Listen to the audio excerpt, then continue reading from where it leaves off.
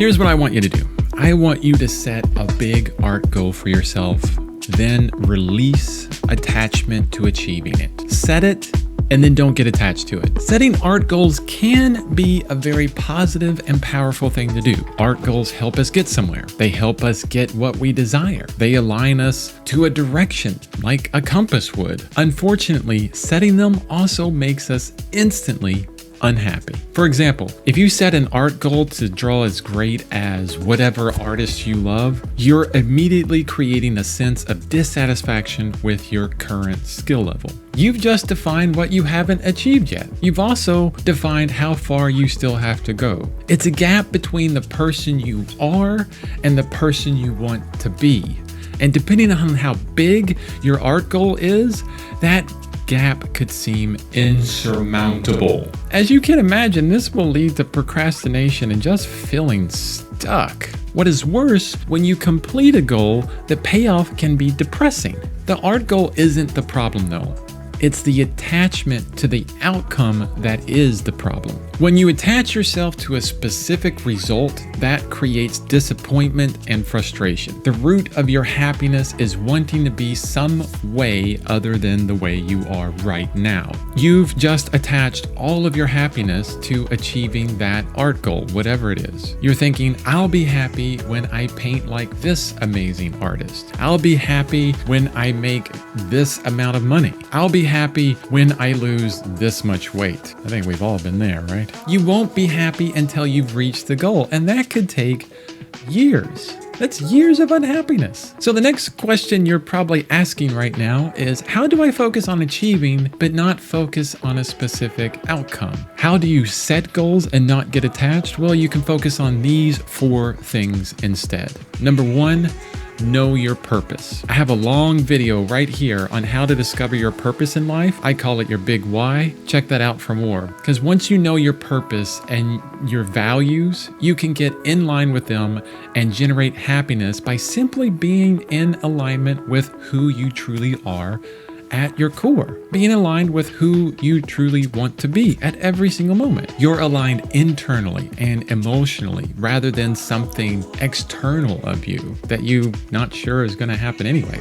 Number 2 is focus on making progress towards your goal. Rather than thinking, I want to paint a masterpiece, think, this week I want to spend more time painting than I did last week. And that could be just 30 minutes more, an hour more, whatever. Or instead of, I want to paint like John Singer Sargent, go with, I want to get at least 3 brush strokes in this painting that looks as great as his does, smaller. You can still have those bigger goals, but instead of this insurmountable gap that you're dealing with, you've created a bridge of smaller steps to hit on the way. And by completing these smaller steps, you can find satisfaction more frequently and daily. This is because as human beings, we can only go so long without feeling achievement. And when you aim to make consistent progress, you're allowing yourself to feel that achievement along the way, which translate into more motivation to keep going. For me, I have a huge audacious art goal is to do art every single day for the rest of my life, no matter what. But I don't focus on that. It's crazy huge. I focus on what I can accomplish today. I know I can do at least 30 minutes of art every single day. And on some days I do a lot more. And number 3, we want to focus on the process. And you're thinking, wait, isn't that the same as progress? Focusing on the progress? Well, not really. To make progress, you do X. It's the doing part of that statement that is the process. When you focus on your love of the craft, the love of the feel of the paint on the canvas, or how the charcoal pencil slides across newspaper, or the excitement you feel when you're observing a shadow pattern on the model and can't wait to draw it, which just happened to me recently, this is focusing on the process. So find your love for the doing. If you don't love the medium you're working with, see if you can change it in some way. How can you make it new and interesting again? For the next one, let's focus on growth. And yes, this one is very similar to focusing on progress, but I wanted to add it in because too often when we think progress, we think on what we're producing. what comes out of it. This could be the amount of paintings that you get done in a month or year or week or whatever. But we forget to look inside and see how we've grown as an artist psychologically. This is what I mean by growth. How many of us have heard stories of a wealthy person that has achieved so much in their life and made a ton of progress, yet they're extremely unhappy? I've heard it all too often. We need to pair our external progress with our internal progress, our growth. Yes, my pile of work is growing, but how have I grown as an artist? What do I think I know now that I didn't before? What do I understand now that I didn't before? One of the biggest psychological growth spurts I've ever had was when I realized I could expand the meaning of my drawings beyond charcoal on the page. It was when I was doing this drawing of Spock right here from Star Trek, when I asked myself, what type of line describes Spock?